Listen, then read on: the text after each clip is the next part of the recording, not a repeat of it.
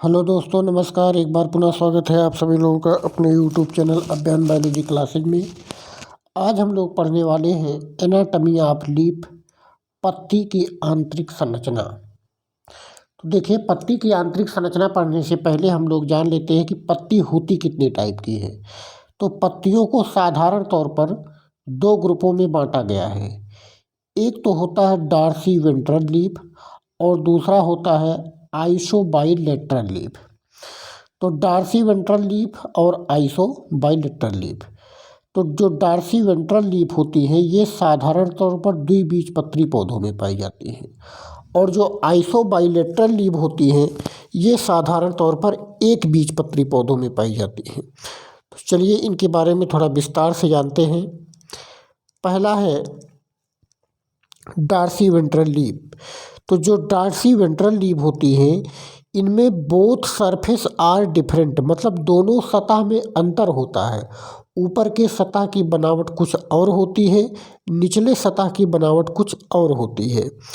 इसलिए जो upper layer होती है वो ज़्यादा सनलाइट का एब्जॉर्प्शन करती है। इसमें जो ऊपरी सतह होती है वो ज़्यादा सूर्य के प्रकाश का अवशोषण करती है। तो जो डार्सी वेंट्रल लीफ है ये कहाँ पाई जाती है? डाइकाट प्लांट में पाई जाती है, द्विबीजपत्री पौधों में पाई जाती है।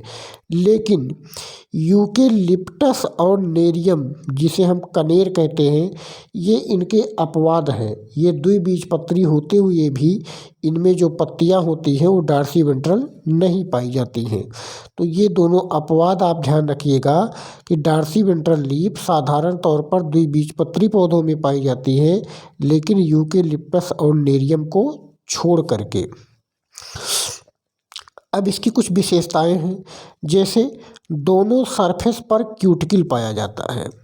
यहाँ पर ऊपरी सतह पर भी क्यूटिकल होती है और निचले सतह पर भी क्यूटिकल होती है, लेकिन ऊपरी सतह पर जो क्यूटिकल होती है वो कुछ ज़्यादा ही मोटी होती है। तो यहाँ पर यही ध्यान देना है कि ऊपरी और निचले दोनों ही सतह पर क्यूटिकल पाए जाते हैं, लेकिन ऊपरी सतह पर जो क्यूटिकल की लेयर होती है कुछ ज़्यादा मोटी होती है। इसके बाद यहाँ पर नेक्स्ट पॉइंट है stomata generally on lower first surface.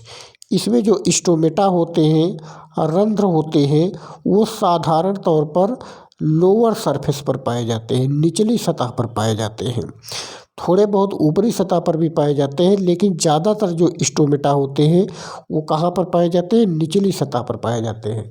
तो परीक्षाओं में पूछा जाएगा कि द्विबीजपत्री पौधों में स्टोमेटा कहाँ पाए जाते हैं पत्ती पर, तो पत्ती के निचले सतह पर साधारण तौर पर पाए जाते हैं।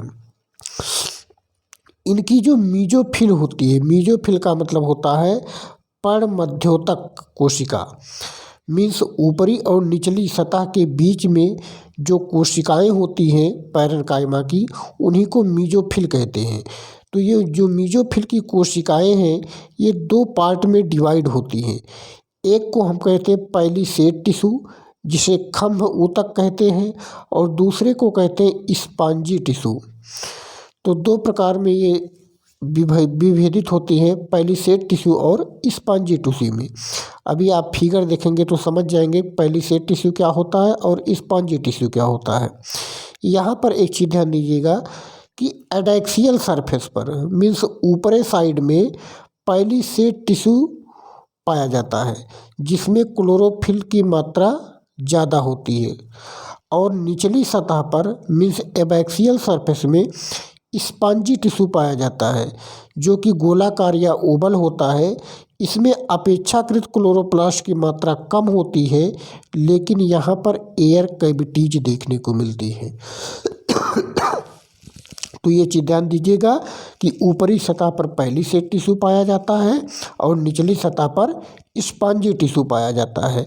पैलिसेड टिश्यू में क्लोरोप्लास्ट ज़्यादा होता है, स्पॉन्जी टिश्यू में क्लोरोप्लास्ट कम होता है, लेकिन स्पॉन्जी टिश्यू में एयर कैविटीज पाई जाती हैं।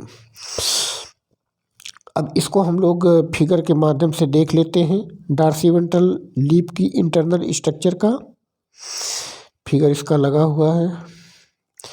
ये देखिए यहाँ पर, हाँ, तो ये देखिए ऊपर की एपिडर्मिस है, जिसके ऊपर आपको क्यूटिकल दिख रहा है ये आपकी लोअर सरफेस है और इस पर भी आपको क्यूटिकल दिख रहा है। यहाँ पर ये जो ऊपर वाली मोटी लेयर है ये क्यूटिकल की लेयर है। तो यहाँ पर क्यूटिकल दोनों साइड में मौजूद है, लेकिन ऊपर की क्यूटिकल ज़्यादा मोटी होती है और नीचे की क्यूटिकल की लेयर अपेक्षाकृत पतली होती है। इसके बाद यहाँ पर देखिए खम्भ मीन्स जो पहली से टिश्यू आपने पढ़ा है उसको हिंदी में कहते हैं खम्भ मीन्स खम्भे के समान, अर्थात इसमें जो कोशिकाएं होती हैं वो ऐसे खम्भे के समान होती हैं। यहाँ पर देखिए ये सभी जो कोशिकाएं आप देख रहे हैं ये सब मीजोफिल कोशिकाएं हैं। तो मीजोफिल का ये पहला पार्ट है, खम्भ ऊतक जिसे कहते हैं, पहली सेड पैरेन्काइमा। तो ये लंबी होती है इस प्रकार से और इनमें क्लोरोफिल की मात्रा ज़्यादा होती है। वही पॉइंट वहाँ पर आपने पढ़ा था कि ये पहली सेड टिश्यू हो गया। जबकि लोअर सरफेस में क्या है कि यहाँ पर देखिए जो कोशिकाएं हैं ये गोलाकार या अंडाकार होती हैं।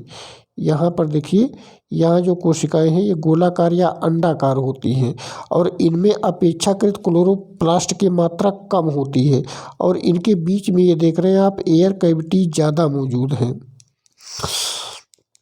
तो वही यहाँ पे लिखा है कि स्पॉन्जी पैरेन्काइमा और पहली सेड पैरेन्काइमा दो पार्ट में डिवाइड होता है इनका मीजोफिल।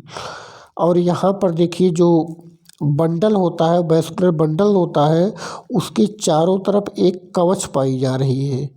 ये देखिए इसी को बंडल सीथ कहते हैं। तो यहाँ पर बंडल सीथ मौजूद होता है और कभी कभी ये पूछा जाता है कि ये बंडल सीथ कैसी कोशिकाओं का बना होता है, तो ये पैरेन्काइमेटस कोशिकाओं का बना होता है। तो वही चीज़ यहाँ पर आपने पढ़ा है। और यहाँ जो स्टोमेटा होते हैं ये कहाँ पर पाए जाते हैं, देख रहे हैं कि निचली सतह पर मौजूद है। ऊपरी सतह पर आपको कहीं पर स्टोमेटा देखने को नहीं मिल रहा है, निचली सतह पर ही स्टोमेटा यहाँ पर मौजूद है। तो ये द्विबीजपत्री पौधों में पाई जाने वाली पत्तियाँ हैं। इनकी क्या क्या विशेषताएँ हैं एक बार आप फिर से देख लीजिए कि क्यूटिकल ऊपर और नीचे दोनों जगह पाई जाती है, लेकिन ऊपर की क्यूटिकल मोटी होती है, नीचे की क्यूटिकल अपेक्षाकृत पतली होती है। ये तो पहली विशेषता हो गई। दूसरी विशेषता कि इसका मीजोफिल दो पार्ट में विभाजित होता है।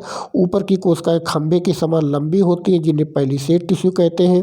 नीचे की कोशिकाएं गोलाकार या अंडाकार होती हैं जिनमें क्लोरोफिल की मात्रा अपेक्षाकृत कम होती है, लेकिन इनमें एयर कैविटी मौजूद होती है। यहाँ पर जो वैस्कुलर बंडल्स होते हैं उनके चारों तरफ बंडल सीथ पाए जाते हैं और ये बंडल सीथ किसके बने होते हैं, पैरेन्काइमा के बने होते हैं। तो वही चीज़ यहाँ पर आपने पढ़ा है। तो एक विशेषता और है कि ये पत्ती की जो ऊपरी सतह होती है ये अपेक्षाकृत ज़्यादा सनलाइट का एब्जॉर्प्शन करती है, सूर्य के प्रकाश का ज़्यादा अवशोषण करती है। इसके बाद चलिए देखते हैं अब यहाँ पर आइसो बाइलेटरल लीफ। तो इसके नाम से ही पता चल रहा, आइसो मीन्स होता है समान, बाइलेटरल मीन्स होता है दोनों सतह, कि दोनों सतह इनकी समान होती है। वही चीज़ यहाँ लिखा है कि बोथ सरफेस आर सेम, इनकी दोनों सतह समान होती है। और साधारण तौर पर ये पत्तियाँ किस में पाई जाती हैं, मोनोकाट प्लांट में पाई जाती हैं। लेकिन लिलियम लॉन्गिफ्लोरम, ये इसका अपवाद है कि लिलियम लॉन्गिफ्लोरम में आइसोबाइलेटरल पत्तियाँ नहीं पाई जाती हैं। अब इनकी अपनी कुछ विशेषताएं हैं, तो चलिए वो विशेषताएं देख लेते हैं। Thickness of cuticle same on both surface, यहाँ पर दोनों साइड में जो क्यूटिकल की थिकनेस होती है, मोटाई होती है, वो समान होती है। वहाँ पर आपने डार्सी वेंट्रल में क्या पढ़ा था कि ऊपर की क्यूटिकल ज़्यादा मोटी होती है, लेकिन यहाँ पर ऊपरी और निचले दोनों सतह पर क्यूटिकल की मोटाई समान होती है। Distribution of stomata same on both surface, यहाँ पर ऊपरी सतह पर भी और निचले सतह पर भी दोनों जगह पर स्टोमेटा का वितरण भी समान होता है। वहाँ पर आपने क्या पढ़ा था कि स्टोमेटा केवल निचले सतह पर पाए जाते थे, ऊपरी सतह पर स्टोमेटा नहीं था। यहाँ पर देखिए जो मीजोफिल होता है इसका डिफ्रेंसिएशन नहीं होता है, पहली सेड और स्पॉन्जी टिश्यू में इसका डिफ्रेंसिएशन नहीं होता है, मीन्स इनमें पहली सेड टिश्यू एब्सेंट होता है, केवल यहाँ पर स्पॉन्जी टिश्यू ही पाया जाता है। तो ये कुछ विशेषताएं हैं आइसोबाइलेटरल लीव्ड की। अब यहाँ पर वैस्कुलर बंडल्स देखें, वैस्कुलर बंडल्स यहाँ पर हम दोनों केस में बात कर रहे हैं, चाहे वो डॉर्सीवेंट्रल हो या फिर आइसोबाइलेटरल हो। तो इनमें जो वैस्कुलर बंडल होता है कंजॉइंट होता है। कंजॉइंट का मतलब कि जाइलम और फ्लोएम एक दूसरे से जुड़े होते हैं। कोलेट्रल होता है और क्लोज्ड होता है। क्लोज्ड का मतलब होता है कि जाइलम और फ्लोएम के बीच में कैम्बियम नहीं पाया जाता है, तो इसी को क्लोज्ड कहा जाता है। कोलेट्रल का मतलब होता है कि बाहर की तरफ फ्लोएम और अंदर की तरफ जाइलम। चलिए यहाँ पर देख लेते हैं इसका फिगर, यहाँ पर लगा हुआ होगा अभी। कुछ और विशेषताएं पढ़ लेते हैं पहले। देखिए जाइलम जो होता है वो एडेक्सियल सरफेस की तरफ होता है, मतलब ऊपरी सतह की तरफ जाइलम होता है और निचली सतह की तरफ फ्लोएम मौजूद होता है। इनमें इंडोडर्मिस और पेरीसाइकिल नहीं पाया जाता है। पत्तियों में इंडोडर्मिस और पेरीसाइकिल का अभाव होता है। जो आपने जड़ और तना की इंटरनल स्ट्रक्चर पढ़ा था इसके पहले, तो उसमें पढ़ा था कि काइटेक्स के बाद आपका इंडोडर्मिस आता है, इंडोडर्मिस के बाद पेरीसाइकिल आता है। लेकिन यहाँ पर इंडोडर्मिस और पेरीसाइकिल जैसी संरचनाएं अनुपस्थित होती हैं। और जो बंडल शीथ होता है वो साधारण तौर पर पैरेन्काइमा का बना होता है, लेकिन कभी कभी ये स्क्लेरेनकाइमेटस भी हो सकता है। अब चलिए इसको पहले फिगर के माध्यम से देख लेते हैं। आइसोबाइलेटरल लीव, फिर इसके बाद हम लोग ये देखिए, ये आइसोबाइलेटरल लीव है। इसमें सभी कोशिकाएं बिल्कुल सेम है। यहाँ पर पहली सेट जो आपने देखा था वहाँ पर ये लंबे लंबे खंभे वाले, ये कोशिकाएं नहीं मौजूद है। सभी यहाँ पर अंडाकार या गोलाकार कोशिकाएं आपको दिख रही हैं। मीन्स यहाँ पर केवल स्पॉन्जी टिश्यू ही मौजूद होते हैं। आपको स्पॉन्जी टिश्यू मौजूद होते हैं, पहली सेट टिश्यू नहीं देखने को मिलते हैं। तो यहाँ पर देखिए ऊपरी एपिडर्मिस, निचली एपिडर्मिस, दोनों ही सतह पर आपको क्यूटिकल देखने को मिल जाती है और क्यूटिकल की मोटाई समान होती है। यहाँ पर ऊपर भी देखिए स्टोमेटा है, नीचे भी देखिए स्टोमेटा है। तो ऊपरी और निचली दोनों सतह पर स्टोमेटा देखने को मिल जाते हैं। इसके बाद यहाँ पर कुछ और चीज़ें देख लीजिए। अभी आपने पढ़ा था कि जो जाइलम होते हैं ये ऊपरी सतह की तरफ होते हैं और जो फ्लोएम होते हैं ये निचले सतह की तरफ होते हैं। वही चीज़ यहाँ पर बनाकर दिखाया गया है। और वैस्कुलर बंडल के चारों तरफ यहाँ पर बंडल शीथ मौजूद होती है और ये बंडल शीथ जो होती है वो किसकी बनी होती है? पैरेन्काइमेटस कोशिकाओं की बनी हुई होती है। यहाँ पर एक चीज़ और है कि जो ऊपरी एपिडर्मिस होती है, अपर एपिडर्मिस होती है, उसमें कुछ कोशिकाएं बुल्ली फार्म होती हैं। बुल्ली फार्म कोशिकाएं पूछा जाता है कहाँ पर पाया जाता है, तो ज़्यादातर ये घासों में पाई जाती हैं। बुल्ली फार्म कोशिकाओं का काम ये होता है कि जब पानी की मात्रा अधिक हो जाती है तो ये फूल जाती हैं और फूल करके ये मार्ग प्रदान करती है जल के आवागमन के लिए। और जब पानी की मात्रा कम होती है तो वाष्पोत्सर्जन को रोकने के लिए ये चिपक जाती हैं, जिससे पत्तियां मुरझा सी जाती हैं। तो ये बुल्ली फार्म कोशिकाएं घासों में पाई जाती हैं। तो ये पूछा जा सकता है कि बुल्ली फार्म कोशिकाएं कहाँ पाई जाती हैं, तो ये ग्रासेज में पाई जाती हैं। ग्रासेज में पत्तियों में कहाँ होती है, तो अपर एपिडर्मिस में ये देखने को मिल जाती हैं। तो उम्मीद है यहाँ पर सब चीज़ें आपको कंफर्म हो गई होंगी। बाकी कुछ ऐसा तो नहीं दिख रहा है जो कि बताने लायक हो। बस मेन समझ लीजिए कि यहाँ पर आइसोबाइलेटरल और डॉर्सीवेंट्रल में अंतर ये है कि डॉर्सीवेंट्रल की जो मीजोफिल है वो पहली सेड और स्पॉन्जी टिश्यू में विभेदित होता है, और यहाँ पर आइसोबाइलेटरल में क्या है कि स्पॉन्जी टिश्यू ही केवल पाया जाता है, पहली सेड टिश्यू का अभाव होता है। अब चलिए कुछ पॉइंट जो यहाँ पर आपने देखा था कि जाइलम किधर होते हैं, ऊपरी सतह की तरफ, फ्लोएम किस तरफ होते हैं, निचले सतह की तरफ। इंडोडर्मिस पेरीसाइकिल नहीं पाई जाती है, बंडल शीथ मौजूद होती है और साधारण तौर पर ये पैरेन्काइमेटस होती है, कभी कभी ये स्क्लेरेनकाइमेटस भी हो जाती है। इसके बाद यहाँ पर आती है बात क्रेंज एनाटमी की। क्रेंज एनाटमी आप उस समय पढ़ेंगे जिस समय आप प्रकाश संश्लेषण पढ़ेंगे, फोटोसिंथेसिस पढ़ेंगे, वहाँ पर क्रेंज एनाटमी आपको पढ़ाया जाएगा। तो क्रेंज एनाटमी मोनोकाट प्लांट में भी देखने को मिलती है और डाइकाट प्लांट में भी देखने को मिलती है। खासकर ऐसे पौधे जो ट्रॉपिकल रीजन में पाए जाते हैं, मीन्स गर्म क्षेत्रों में पाए जाते हैं। जैसे मक्का हुआ, शुगर केन हुआ, तो इनमें हमें क्रेंज एनाटमी मिलती है। क्रेंज एनाटमी में क्या है कि जो मीजोफिल की कोशिकाएं होती हैं वो अनडिफरेंशिएटेड होती हैं और ऐसे माला के समान संरचना, बीड लाइक स्ट्रक्चर बना लेती हैं। और इसमें जो वैस्कुलर बंडल्स होते हैं, वैस्कुलर बंडल शीथ जो पाया जाता है, उसमें जो क्लोरोप्लास्ट होते हैं अपेक्षाकृत लंबे होते हैं, जिसकी वजह से इनमें प्रकाश संश्लेषण की क्रिया तीव्र गति से होती है। तो ये क्रेंज एनाटमी आप पढ़ लेंगे वहाँ फोटोसिंथेसिस में विस्तार से थोड़ा सा। इसके बाद यहाँ पर पत्ती का एक और टाइप है आपका सिलेंड्रिकल पत्ती, किसमें देखने को मिलती है। सिलेंड्रिकल का मतलब होता है कि अंदर से खोखली हो और ये बेलनाकार पत्तियाँ। तो जैसे आप ध्यान दीजिए कि प्याज की पत्ती और लहसुन की जो पत्ती होती है उसमें हमें केवल ऊपरी सरफेस ही दिखाई पड़ती है, निचली सतह अंदर बंद होती है। तो ये बेलनाकार पत्तियाँ पाई जाती है। सिलेंड्रिकल लीफ पूछा जा सकता है किन में देखने को मिलती है, तो ओनियन और गार्लिक में हमें देखने को मिलती है सिलेंड्रिकल लीफ। अब यहाँ पर देखिए स्टोमेटा के वितरण के आधार पर भी पत्तियों को बांटा गया है। जैसे इपीस्टोमेटिक पत्तियाँ, यहाँ पर स्टोमेटा केवल ऊपरी सतह पर पाया जाता है। जैसे फ्लोटिंग लीफ जो होती है, जो जल में तैरने वाली पत्तियाँ होती हैं, जैसे निम्फिया हो गया, कमल जिसे आप कहते हैं, तो उनमें जो स्टोमेटा होगा वो केवल ऊपरी सतह पर मौजूद होता है। हाइपोस्टोमेटिक क्या होता है कि यहाँ पर स्टोमेटा केवल निचले सतह पर होता है, जैसे द्विबीजपत्री पौधों में।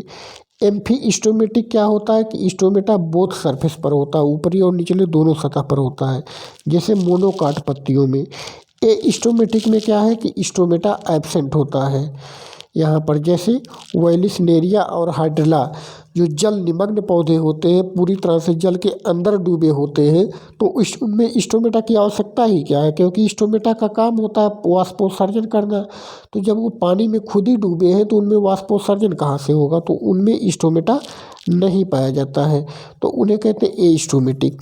तो इस प्रकार से स्टोमेटा के वितरण के आधार पर भी पत्तियाँ चार प्रकार की होती हैं: एपीस्टोमेटिक, हाइपोस्टोमेटिक, एम्फीस्टोमेटिक और एस्टोमेटिक। यहाँ पर स्टोमेटा केवल ऊपरी सतह पर, स्टोमेटा केवल निचले सतह पर, स्टोमेटा दोनों सतह पर और स्टोमेटा एब्सेंट। बुल्ली फॉर्मेशन किस में देखने को मिलता है, घासेज में देखने को मिलता है, अभी आपको ये बताया गया है। तो इस प्रकार पत्ती की संरचना आपकी समाप्त होती है। पत्ती में इससे ज़्यादा क्वेश्चन अब नहीं बनेंगे। तो नेक्स्ट लेक्चर में हम लोग देखेंगे यहाँ पर कि कुछ असामान्य संरचनाएं, जैसे जो भी अभी आपने पढ़ा जड़ में, तना में, पत्ती में, ये तो नॉर्मल स्ट्रक्चर होता है। लेकिन कुछ प्लांट ऐसे हैं कि जो नॉर्मल रूल का फॉलो नहीं करते हैं, उनमें कुछ असामान्य संरचनाएं पाई जाती हैं। तो वही हम लोग देखेंगे एबनॉर्मल स्ट्रक्चर्स इन प्लांट्स। कुछ जड़ों में भी पाए जाते हैं, कुछ तने में भी पाए जाते हैं। इसके बाद हम लोग पढ़ेंगे सेकेंडरी ग्रोथ, द्वितीयक वृद्धि। इसके बाद एनामलस सेकेंडरी ग्रोथ, कुछ डिफरेंट टाइप के कास्ट वगैरह होते हैं, उनको पढ़ेंगे। फिर ये चैप्टर हमारा समाप्त हो जाएगा। तो तब तक के लिए नमस्कार। वीडियो को ज़्यादा से ज़्यादा लाइक, सब्सक्राइब और शेयर करते रहिए। आपको यूट्यूब पर पूरा सीरियल से सभी लेक्चर एक साथ लगे हुए हैं, अलग अलग इनका प्लेलिस्ट बना हुआ है। आप जा करके पूरा टीजीटी, पीजीटी, एलटी, केबीएस, सीएनबीएस जिसका भी तैयारी करना हो, कंप्लीट बायोलॉजी आपको यहाँ यूट्यूब पर उपलब्ध मिलेगा। एक भी वीडियो आपका मिस नहीं होगा एक भी टॉपिक से, और उतना ही आपको पढ़ाया जाता है जितना आपकी परीक्षा के दृष्टिकोण से इम्पोर्टेंट है। फालतू चीज़ें पढ़ा करके आपके ऊपर बर्डन देने का प्रयास नहीं रहता है। तो इस प्रकार से आज का लेक्चर यहीं पर समाप्त करते हैं, फिर मिलते हैं अगले लेक्चर में।